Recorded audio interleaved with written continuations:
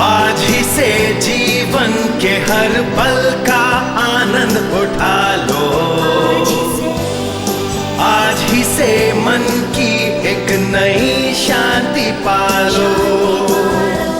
समय आ गया बदलने का, समय आ गया कुछ करने का, अब उठा लो आनंद प्रतिदिन के जीवन का। आज हमारे संदेश का विषय है धन। उसे रखना या न रखना, यही आज का प्रश्न है। निकालिए पहला तीमुथियुस अध्याय 6।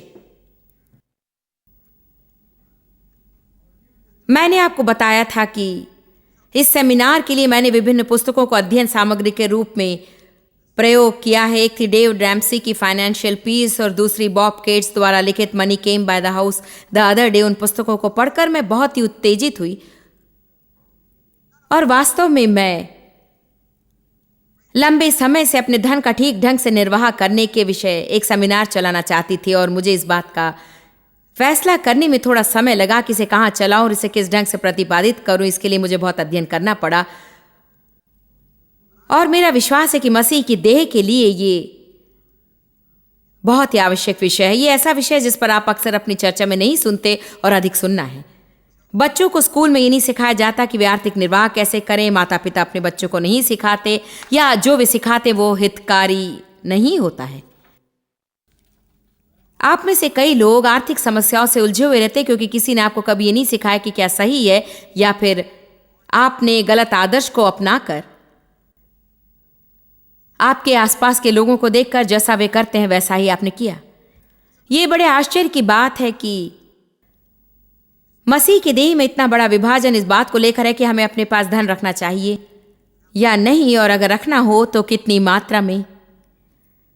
समृद्धि शिविर चलाया जाता है, यद्यपि लोग उसे गरीबी शिविर नहीं कहते।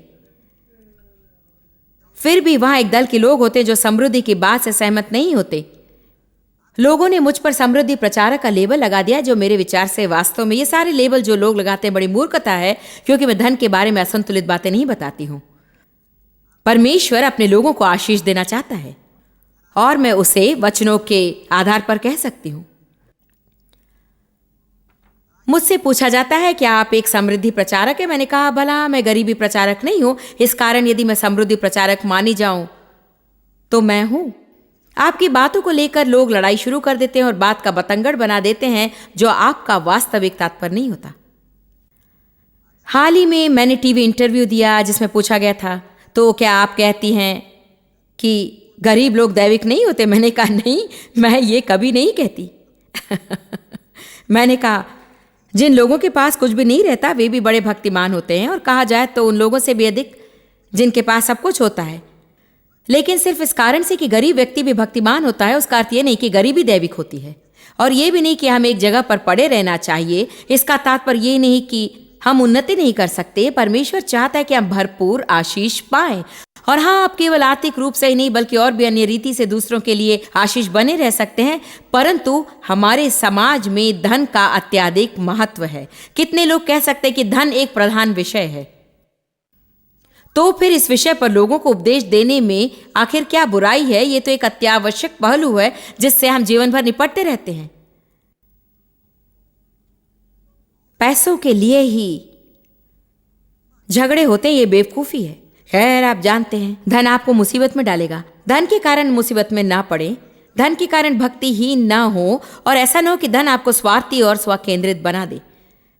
हाँ, धन के मामले में प्रलोभन होता है और आज मैं उनमें से कुछ आपको बताना चाहती हूँ। हम जानते हैं कि लोग धन से धोखा खा सकते हैं, हम जानते हैं कि हम अधिक धन पाने के लिए समझौता कर लेते हैं, पर इन सब के खिलाफ बाइबल हमें चेतावनी देती है। लेकिन हम इस चीज को अपने पास रखने का अवसर भी नहीं खो सकते जिसके द्वारा हम हर प्रकार के लोगों को धन्य कर सकते हैं। हमें इस वस्तु का सही ढंग से निर्वाह करना सीखना चाहिए।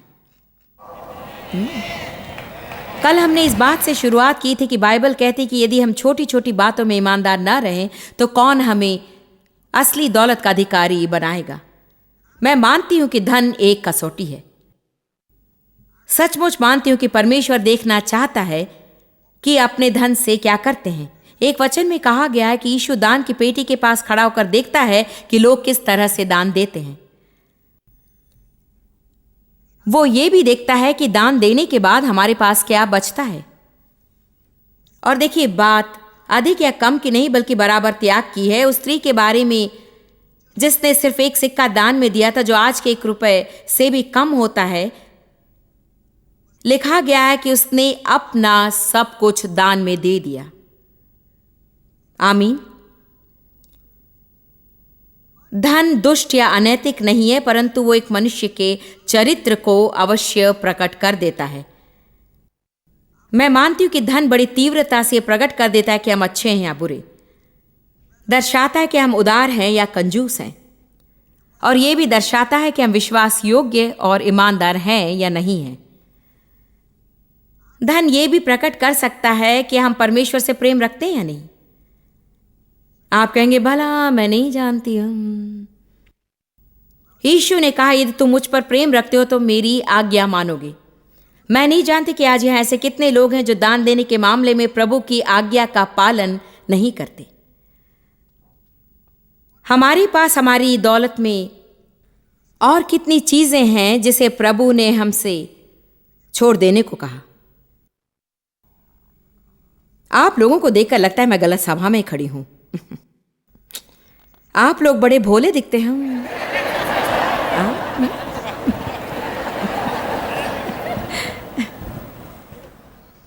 कितने विश्वास करते हैं कि धन आपके जीवन में एक कसौटी है और उसका प्रयोग हम जिस ढंग से करते हैं उससे हमारा चरित्र क्या है पता चलता है। बाइबल में कहीं भी ये नहीं कहा गया कि हमें धन का मोह होना चाहिए, धन की पूजा करनी चाहिए। हमें बताया गया कि हमें उसे क्या करना चाहिए और क्या नहीं करना चाहिए। और ये बहुत ही मुख्य बात है, क्योंकि यदि आप धन का निर्वाह ठीक से ना कर सके तो आपके जीवन के किसी भी पहलू को नहीं संभाल सकेंगे। ये एक बहुत ही प्रमुख पहलू है जिसमें हमें संयमित रहना जरूरी है। आर्थिक या धन संबंधी मामले में संयमित हो जाना बहुत ही आसान है। धन के प्रति भावुक होना आसान है, उसे व्यर्थ करना आसान है। मैं पहले भी कह चुकी हूं और अभी दोबारा कहूंगी ताकि आपको याद रहे, यदि आप धन का आदर नहीं करते तो उसे पाने की आशा भी मत रखिए। शायद कई लोग ऐसा करते हैं, वे चाहते हैं कि प्रभु उन्हें अधिक आशीष दे। उन्होंने समृद्धि और धन के बारे में उपदेश सुने हैं और वे अधिक अधिक अधिक अधिक अधिक अधिक पाना चाहते हैं। लेकिन यदि हमारे पास फिलहाल जितना है हम उसका ख्याल ना रखें तो हमें और अधिक पाने का कोई अधिकार नहीं। मेरे पास जो गाड़ी उसे मैं ठीक से ना रखूं तो प्रभु मुझे नई गाड़ी क्यों देगा?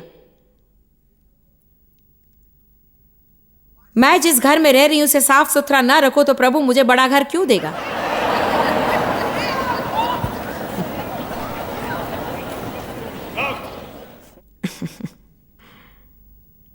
आपके पास जो कुछ भी हो, यदि आप उसकी पूरी देखभाल करेंगे तो प्रभु आपके जीवन में आश्चर्यचकित काम करेगा। और ये हमारे चरित्र को व्यक्त करता है। धन हमारे चरित्र के बारे में बहुत कुछ स्पष्ट कर देता है। 1 तीमुथियुस 6:9 कहता है, पर जो धनी होना चाहते हैं। आपको हर समय अपने मन में धन के बारे में नहीं सोचना है। सच बात है कि आपको उसके बारे में अधिक सोचने की जरूरत नहीं, बस उसका निर्वाह करना सीखें। परमेश्वर का जो भाग है उसे अवश्य उसे दें। और बाइबल कहती है कि परमेश्वर स्वर्ग की खिड़कियों को खोलकर आपके ऊपर अपरंपार आशीष की वर्षा करेगा, और परमेश्वर की आशीषें आपके पीछे पीछे आकर आप में बस जाएंगी। आप उनके पीछे ना पड़े, वे आपके पीछे पड़ेंगे। यदि आप प्रभु का पीछा करेंगे तो आशीष आपका पीछा करेंगी। पर जो धनी होना चाहते हैं वे ऐसी परीक्षा और फंदे और बहुतेरे व्यर्थ और हानिकारक लालसाओं में फंसते हैं जो मनुष्यों को बिगाड़ देती है और विनाश के समुद्र में डुबा देती है, क्योंकि रुपए का लोभ सब प्रकार की बुराइयों की जड़ है। यह नहीं कहा गया कि रुपया बुरा है, कहा गया है रुपए का लोभ बुरा है। मैं आपसे कहती हूं, जितने अधिक रुपए आपको मिलते हैं उतना ही अधिक आप अपना मन उस पर ना लगाएं, क्योंकि आप अपना पूरा समय इसी सोच में गवा देंगे कि उन रुपयों को रखकर मैं क्या करूं क्या करूं क्या करूं। अरे मेरी कमाई में 300 रुपए बढ़ गए हैं, उसका मैं क्या करूं। क्यों ना आप उसकी बचत करें। हो सकता है आपका खर्च बढ़ जाए और आपको अधिक रुपयों की जरूरत पड़ने लगे। मैं अच्छा प्रचार कर रही हूं। ये हमारी समस्या है। हमारे हाथ में जितना भी रुपया आए हम उसे खर्च कर देना चाहते हैं। मेरे पास 50 रुपए अधिक है, मैं क्या खरीदूं? अधिक खरीद कर घर जाते हैं और उन्हें रखने के लिए खाली डिब्बे ढूंढते रह जाते हैं।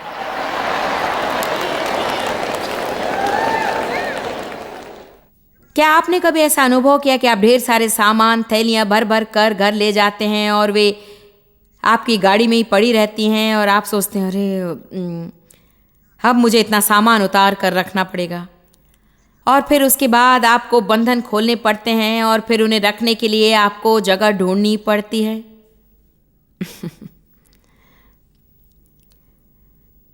कभी कभी जब मैं खाली हाथ घर लौटती हूं तो मुझे खुशी होती है। डेव और मुझे लगता है अद्भुत, आज हमें अपने शरीर के अलावा और कुछ भी गाड़ी से नहीं उतारना है।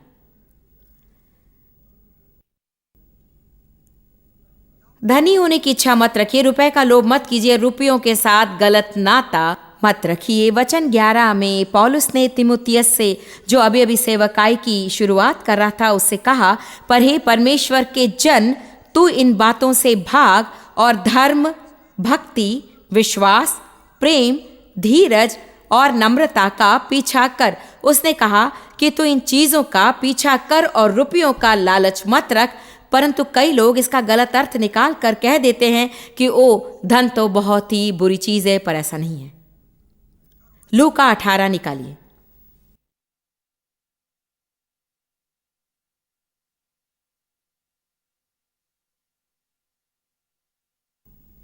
हम धनी जवान सरकार के बारे में तथा अन्य कुछ वचनों को लेकर चर्चा करेंगे जिनका गलत अर्थ निकाला जाता है।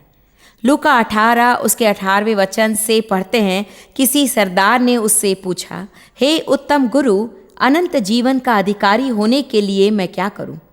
और वचन 19, यीशु ने उससे कहा, तू मुझे उत्तम क्यों कहता है? कोई उत्तम नहीं, केवल एक, अर्थात परमेश्वर।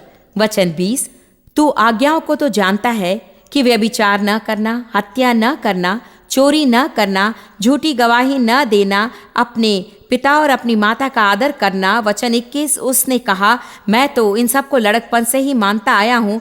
वचन 22, ये सुन यीशु ने उससे कहा, तुझ में अब भी एक बात की घटी है, अपना सब कुछ बेचकर कंगालों को बांट दे और तुझे स्वर्ग में धन मिलेगा, और आकर मेरे पीछे हो ले। तो कितने लोगों ने इस सिद्धांत को गलत समझ रखा है कि परमेश्वर को संतुष्ट करने का एकमात्र तरीका यह है कि आपके पास जो कुछ भी है उसे त्याग करें और गरीबों में बांट दें। मैं उन लोगों को जानती हूं जो ऐसा प्रचार करते हैं कि हमें इस जवान की तरह होना चाहिए, कि यीशु हमसे सबको छोड़ देने को कहता है। आप कहेंगे, जॉयस, उसने तो ऐसा ही कहा है। उसने ये एक ही व्यक्ति से कहा, और वो भी ऐसे व्यक्ति से जिसके लिए धन एक समस्या थी। जानते हैं धन की पकड़ इस युवक में क्यों थी? इसलिए कि वो उन कार्यों को करने में असमर्थ था जो यीशु ने उससे कहा। मैं आपको बताती हूं कि ये इस युवक के लिए क्या था। वो एक परीक्षा थी।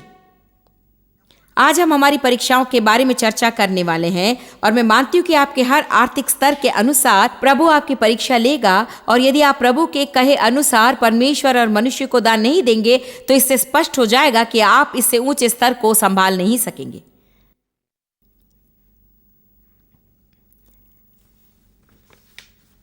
मैं आपको बताती हूं, दशमांश देने मात्र से आप अपने आप पर अधिक घमंड मत कीजिए।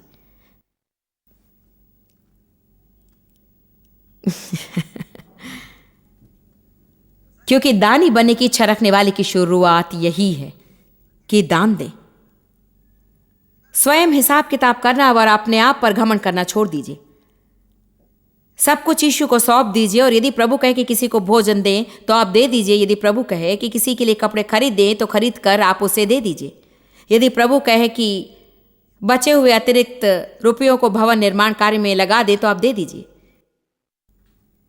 यदि प्रभु कहे कि छुट्टियां मनाने के लिए रखे रुपयों को किसी दूसरे कार्य में लगा दे तो वैसा ही कीजिए। तो एक समय आएगा जब प्रभु आपकी परीक्षा लेगा और आपसे वो दे देने को कहेगा जिसको रखकर आपने योजनाएं बनाई होंगी, और उसे दे देना आपके लिए बहुत ही मुश्किल होगा। लेकिन मैं आपसे कहती हूँ और विश्वास करती हूँ कि सिर्फ परमेश्वर के वचनों के आधार पर ही नहीं, बल्कि जो कुछ मैंने अपने जीवन में प्रभु द्वारा किया गया देखा है और दूसरों के जीवन में किए गए कार्यों के बारे में सुना है, कई लोग परमेश्वर ने उनके लिए जो महान आशीषें रखी हैं उसे खो देते हैं, क्योंकि इस अवस्था में वे उन चीजों का त्याग नहीं करते हैं जिसे त्यागने को प्रभु कहता है।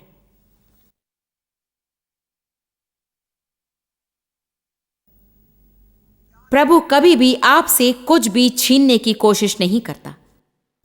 वो कभी भी आपसे कुछ भी ले लेने का प्रयत्न नहीं करता। वो आपको उस स्तर तक ले जाना चाहता है जहां आप उस वस्तु को हासिल कर सकें जिसे आपने प्रभु से मांगा था।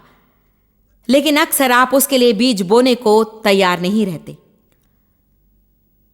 मैं जानती हूं कि यहां इस कॉन्फ्रेंस में भिन्न भिन्न सामुदायिक पृष्ठभूमि से लोग आए हुए हैं। आप में से कुछ लोग किसी भी कलीसिया के सदस्य नहीं, और कुछ लोगों ने उन प्रचारकों का उपदेश सुना जो आपके पैसों के पीछे हैं, और कुछ लोग ऐसे हैं जिन्होंने अभी तक दशमांश देना भी आरंभ नहीं किया, और कुछ ऐसे भी हैं जो अब तक देते रहे और सोच रहे हैं कि मैं अब उसे बिल्कुल बंद कर दूंगा। और आप में से कुछ संघर्ष करके जीत गए हैं और आप दानी बन गए हैं। प्रभु को मजबूरी नहीं कि वो आपको दानी बनाए, आपको स्वयं जाकर दान करने का अवसर ढूंढ निकालना चाहिए।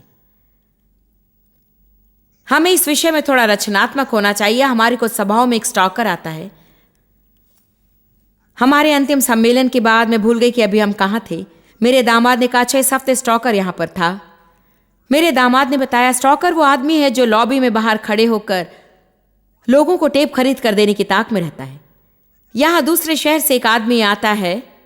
मैं नहीं जानती कि आज वो यहाँ आया या नहीं। आज वो यहाँ नहीं है, पर वो अपने पैसे खर्च करके यहाँ आता है और उसका पूरा मकसद है लॉबी में खड़े होकर उन लोगों पर नजर रखना जो चीजें तो खरीदना चाहते हैं पर उनके पास पैसे नहीं होते। और यदि आप ऐसे किसी को देखें तो उससे जाकर कह सकते हैं, वो जाकर उनके लिए टेप्स और किताबें खरीद कर देगा। यही उसकी सेवकाई है। वो सब जगह जाकर लोगों को परमेश्वर का वचन याद दिलाता है।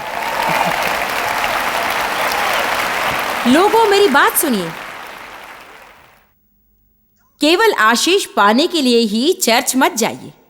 मैं अपनी आशीष पाने के लिए आ गया हूं। आशा है मुझे आशीष देगा प्रभु।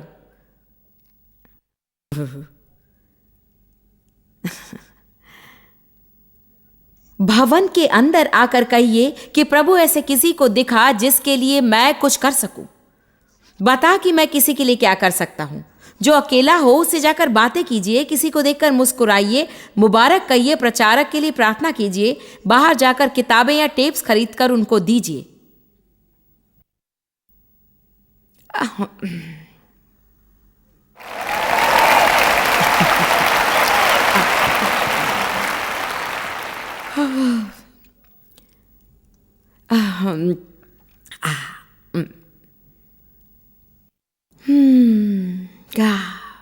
काश सिस्टर जॉयस की तरह मैं भी अमीर होती।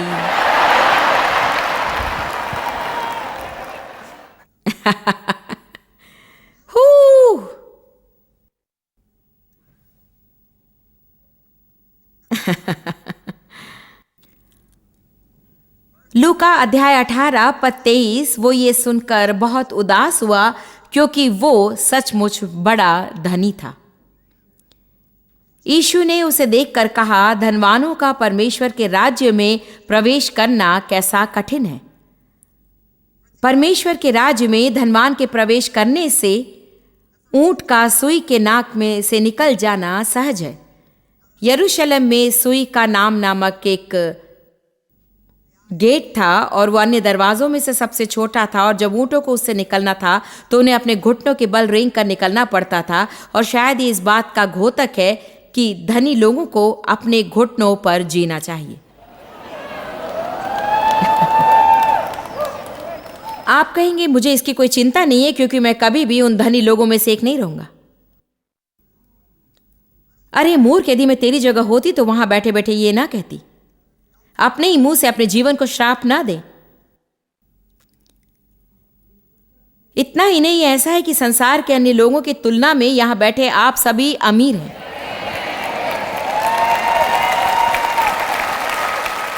जानते हैं, दूसरे देशों में कोई दिन में 12 घंटे रोजाना काम करके भी 500-600 रुपए ही कमाता है।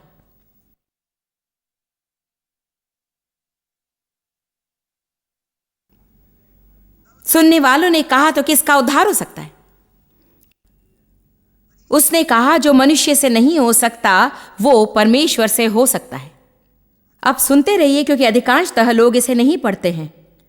पतरस ने कहा, देख, हम तो घर बार और व्यापार सब को छोड़कर तेरे पीछे हो लिए हैं।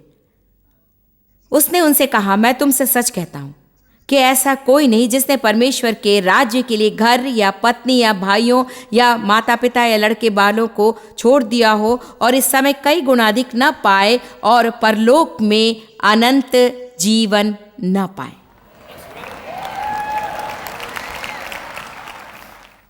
तो इस जवान धनी सरदार से कहा गया कि वो अपना सब कुछ त्याग दे। यीशु ने उससे ऐसा कहा क्योंकि वो जानता था कि उसकी समस्या यही थी।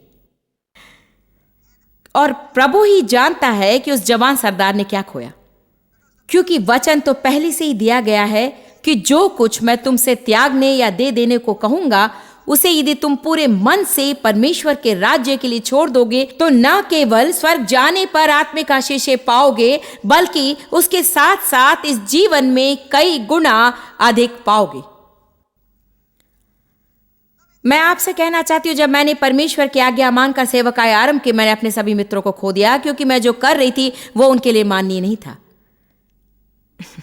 मैंने मित्रों को खोया, मुझे मित्रों का साथ छोड़ना पड़ा। खैर, अभी मुझे मित्रों की कोई कमी नहीं है।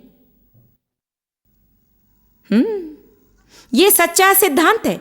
संसार भर के लोग कहते हैं कि वे मुझसे प्रेम करते हैं, लेकिन यदि उन 5-6 लोगों की बात मैंने सुनी होती जिन्होंने मेरा अस्वीकार किया और कहा कि मैं सनक गई हूं, पागल हूं, धार्मिक मोह में हूं और ऐसी कई बातें जो मैंने सुनी, तो मैं यहां नहीं हूं।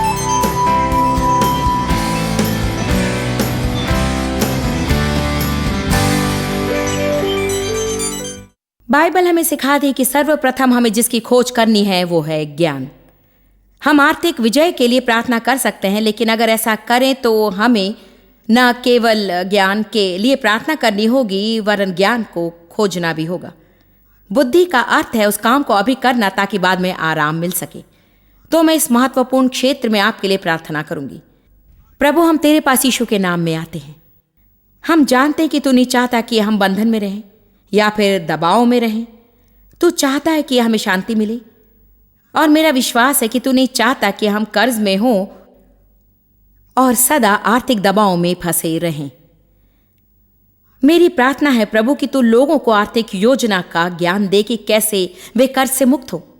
मेरी प्रार्थना है कि उन्हें दर्शा कि वे कैसे पैसे बचा सके ताकि बिना कर्ज जरूरत की चीजें पा सके और ऐसी स्थिति में पहुंचे जहां नगद राशि दे सके। प्रभु, प्रार्थना है कि तू हमें ज्ञान में चलने में मदद करेगा, तेरे वचन के ज्ञान में हमें चलने देगा। इस क्षेत्र में हमारी दैविक मदद करेगा प्रभु, और जो हमें जानना है उसे हमें सिखाएगा। मेरी प्रार्थना यीशु के नाम में, आमीन। प्रभु आशीष दे। आपके उत्तम दिन आने ही वाले हैं।